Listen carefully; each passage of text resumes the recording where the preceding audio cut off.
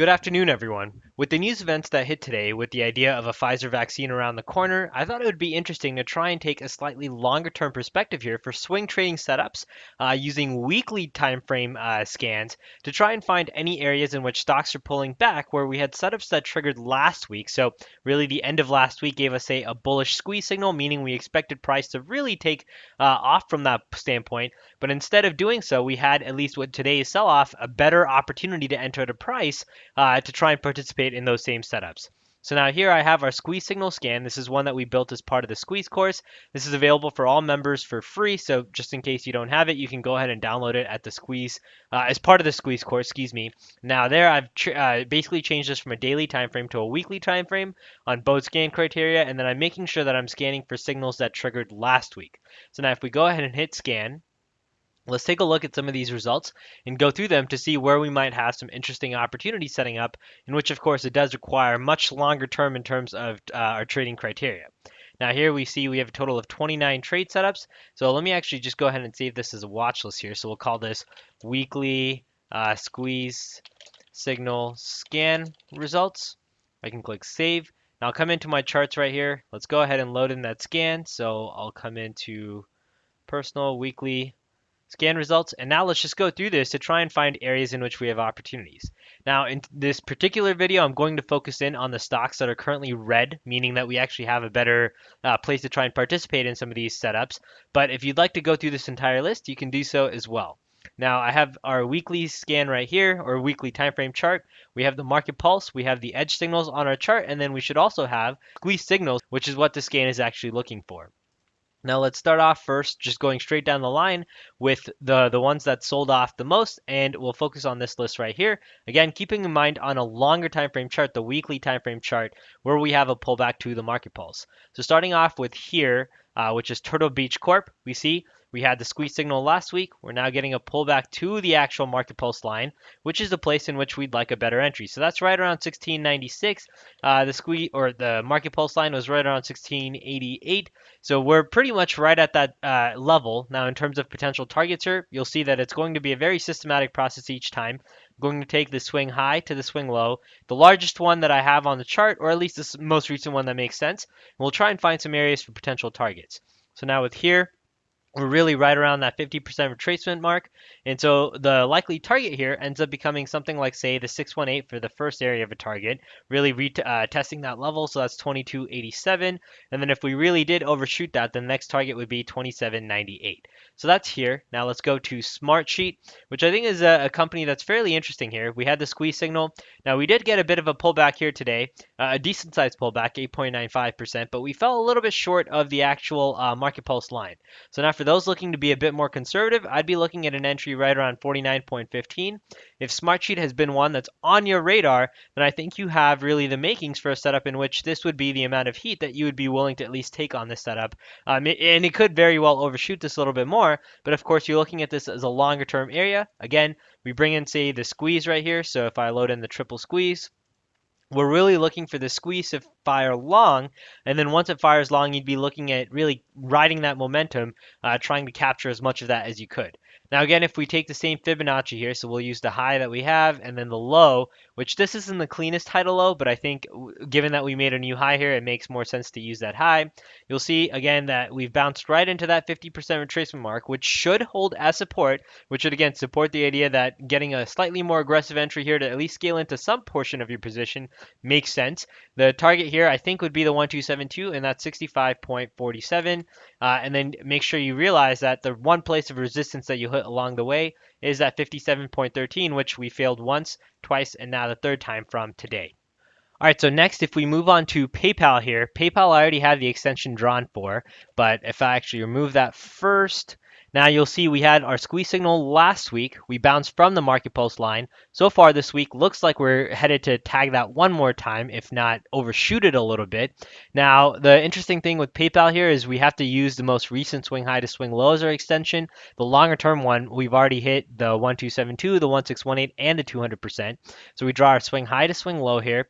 Now, if we did get that retest of the market pulse line, I think this would make for a fairly interesting longer term trade here. Keep in mind, that's a much longer long-term trade that we're looking at. This is weeks, and it may take months to try and hit this target. But that longer-term target for me would be 226.99, just slightly short of that 227 area, which would make for the 1272. And then from that point, the next target is 241.18. Again, keep in mind this is off the weekly time frame chart here. So for several weeks here, we could really just chop around sideways, maybe even start to dip down a little bit lower before we start to see a move towards this 1272. So I would only add PayPal if that's a stock that you don't mind holding longer term. Now we'll start to go through the rest of these a little bit quicker. CREE, we don't have a squeeze signal, so we can skip that. SLVP, same thing, we can skip that, no squeeze signal, although both of these do have the edge signal, so that's fairly interesting. Keep coming down, MSCI, no squeeze signal. And then now we come into OKTA. OKTA did have a squeeze signal. Again, similar to PayPal, I've already drawn the extensions here, so we can use that. But here we have two squeeze signals, which I think makes for a fairly interesting setup here. We also have a natural pullback zone if you take this swing high to this swing low, and then you really try and run a retracement from our current swing high. That takes you to 196.86. So if we did get that touch, that would be, I think, the golden setup, because that also would happen to overlap with the market pulse line. Outside of that, if you were looking to be a bit more aggressive, then this would be the zone to try and start to scale into a bit of your position. And then that longer term target on OKTA is 264.93. Now keep coming down, SILJ, no squeeze signal. BILI, we do have a squeeze signal right here. BILI looks a little bit less attractive, right? So if I try and activate this drawing here and then we adjust it, so we touch our new swing high, and then we can try and extrapolate this from that previous swing high to swing low, then we don't really have any sort of systematic structure right here. So that's where this retracements don't really help that much. Now, if we take a look at just a pure squeeze signal here, then that's where I think we've overshot this a little bit. So this is, I think, a much more aggressive setup. We don't have a pullback to the area that we would like. You'd have to be willing to deal with BILI pulling back all the way to 39.38. I don't know too much about the stock that gives me confidence to try and be willing to hold through such a pullback, but if you do draw the same extension here, that 1272 takes you to 57.80. Now GMAB here, again, we had a fairly nice move last week. Looks like so far this is going to be an inside candle inside of the range of this previous week's candle. If we can start to make a move closer to the market pulse line, I think this makes for a fairly interesting setup here. Apart from that, if we use the swing high, we really have to use this entire candle as that point of extrapolation for any sort of swing high, swing low, which again takes you to 41.44. Not as clean of a setup as I think some of the other ones that we've seen. Now we skip over to MASI as well, right? So if I take the swing high to swing low, that's the same exact candle. Again, looking for a pullback more to the market pulse line here, so I'm going to skip Massimo. And then Microsoft is the one that I thought was fairly interesting, also on my radar, similar to PayPal. Now on Microsoft here, if you take the previous swing high to swing low, we've just about hit that 1618, and that's starting to act as a period of resistance from which we have another squeeze signal right here. So the first squeeze signal, if you take a look, gave us a really nice move in Microsoft. Now we're looking at the next squeeze signal here. I would still be looking for a slightly deeper term pullback here, at least to that 1272 from this as a period of resistance. So that's 206.46, also overlaps fairly nicely with the market pulse line. But if we did get a pullback there, that would be a very interesting spot to get long Microsoft, looking at the 200% now as your next zone of target, which is 248.78, taking you right around that 250 zone. Keep in mind this could again take a little bit longer, but that would be an interesting trade. Now moving on, Humana. We have three squeeze signals right here. You'll notice the first one, we had a slight little bit of a pullback, then we started to make that move up. The second one, again, slight little bit of a pullback, started to make that move up.